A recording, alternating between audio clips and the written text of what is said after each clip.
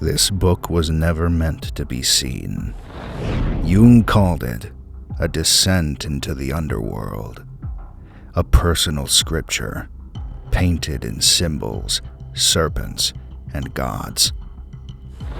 He feared what it might awaken, because once you open it, something opens in you. The book he feared to publish was real, and it waited, unread, hidden for decades. To those closest to him, Jung left a quiet warning. This book was not meant for the public. The visions were too strange, too personal, too easily misunderstood. So they sealed it away, not out of neglect, but out of reverence. It stayed hidden for half a century, until finally, in 2009, the vault opened, and the world laid eyes on it for the first time. Was it delusional, demonic, evil? See for yourself. What they found inside defied explanation. Bound in red leather, filled with symbols, visions, and voices. This was no diary. It was not a theory. It was a revelation, received from a place few dare to enter, and even fewer return from unchanged. Its contents were known only to a handful of people who, even in their closeness to Jung, could not fully grasp what they were holding. To understand the Red Book, we have to understand the moment his inner descent truly began. Jung wrote it during a time of personal collapse. His split from Freud had shattered the foundation of his life's work. In the absence of external certainty, he turned inward. He began to hear voices. He saw images, not as daydreams, but as episodes. Symbols emerged uninvited. Beings appeared. Instead of shutting them out, he welcomed them. He engaged them in conversation. He gave them space to speak. He wrote everything down. And what he captured became the strangest and most sacred document in the history of psychology. This was not a breakdown, at least not in the way we understand it. Jung did not interpret the Red Book as a product of illness or fantasy. He saw it as a map, a path into the deeper realms of the psyche. He called it a confrontation with the unconscious, a necessary descent. And within it, he recorded encounters with archetypal figures, mythic landscapes, and voices that felt older than language itself. He met a prophet named Philemon, who guided him like a spirit guide. He saw a serpent, alive and shimmering with symbolic significance. He spoke to a red figure with bull horns and piercing insight. Each vision arrived not with randomness, but with intent, and each one left a mark on his understanding of the soul. Some dismiss it. They say Jung lost himself in fantasy, that he abandoned science in favor of mysticism, but they misunderstood what he was doing. He wasn't chasing the supernatural. He was listening to something buried. He believed that the unconscious held not only the secrets of personal trauma, but the forgotten truths of humanity itself. The Red Book, then, was not a book at all.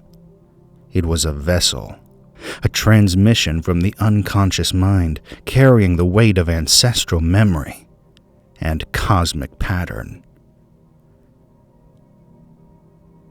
When you turn its pages, you do not find psychology in the modern sense.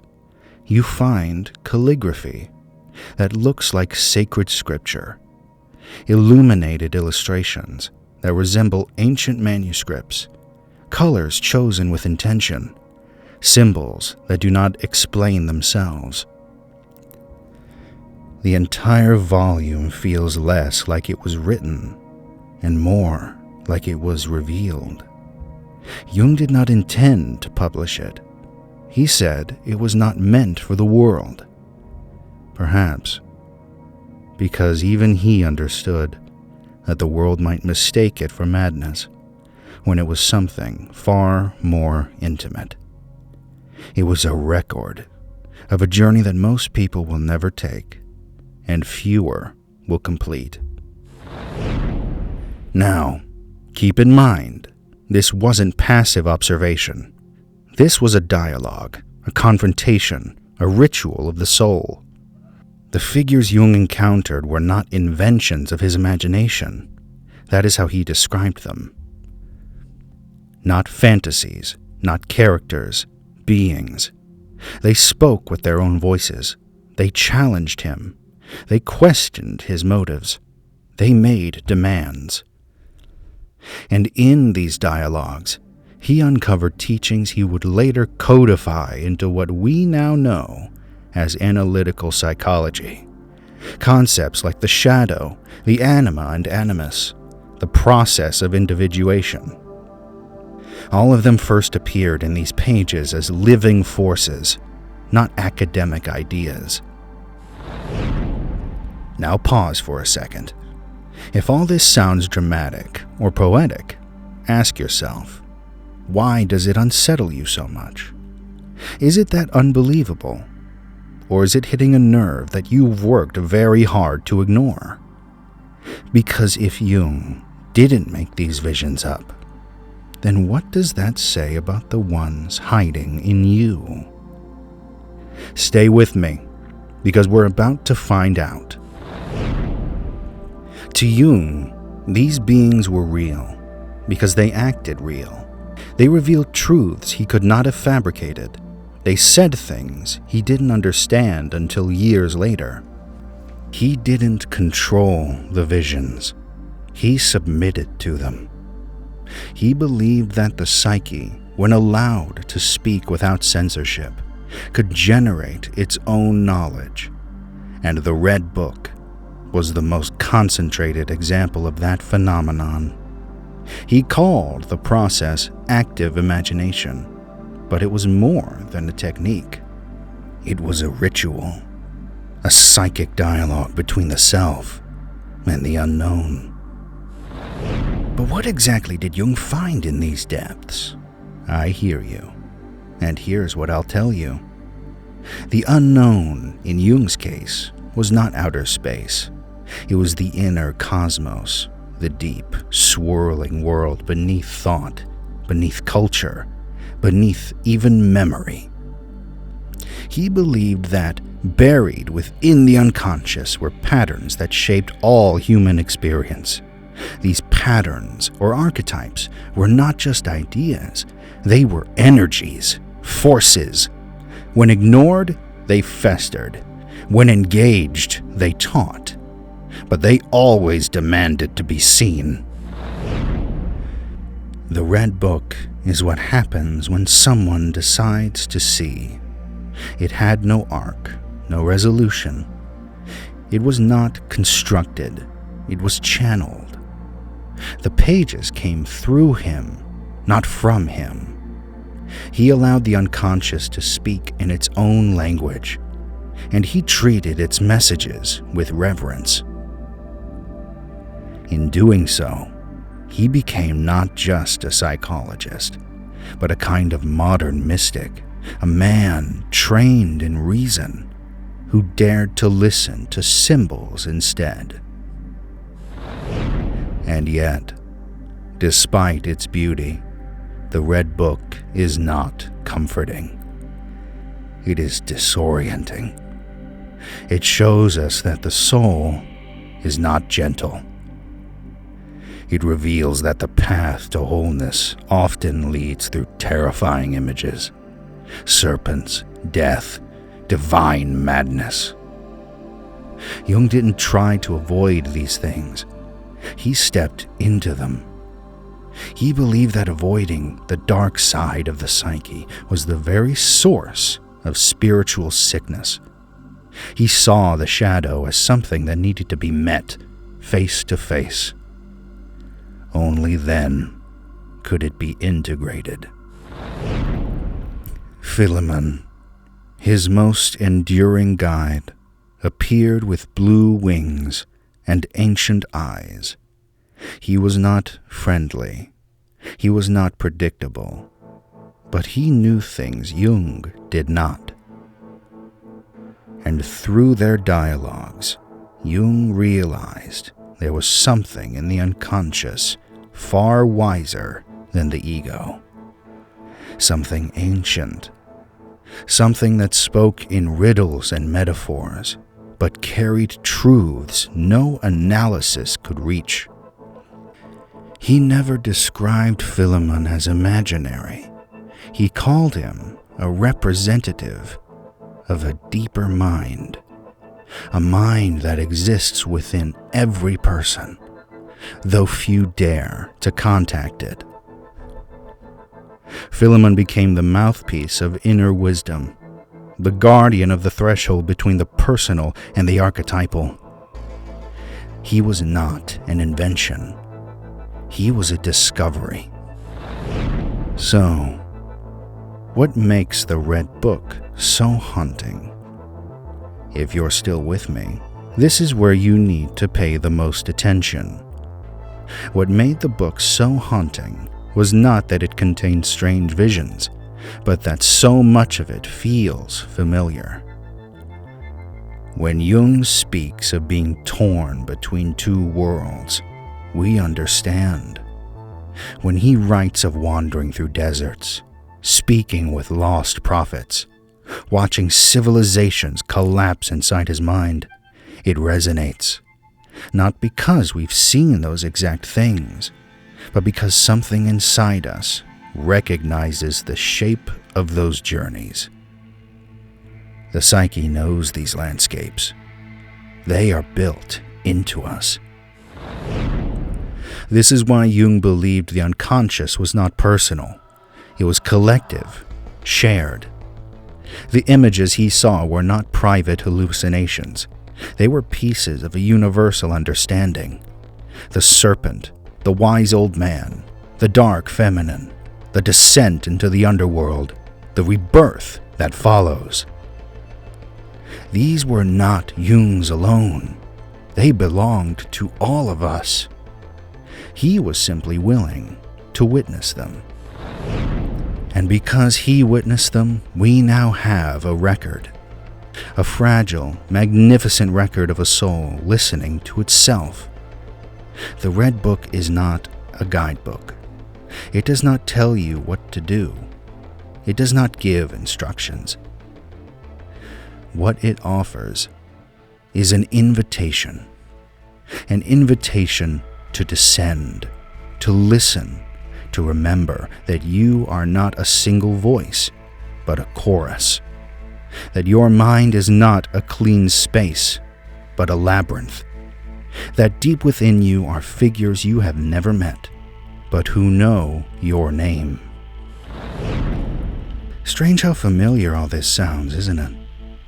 Like part of you already knew. If this is starting to feel a little too close to home, good. That means you're not just hearing it, you're feeling it. And this is exactly where the real work begins. When Jung returned from his journey, he was not left unchanged.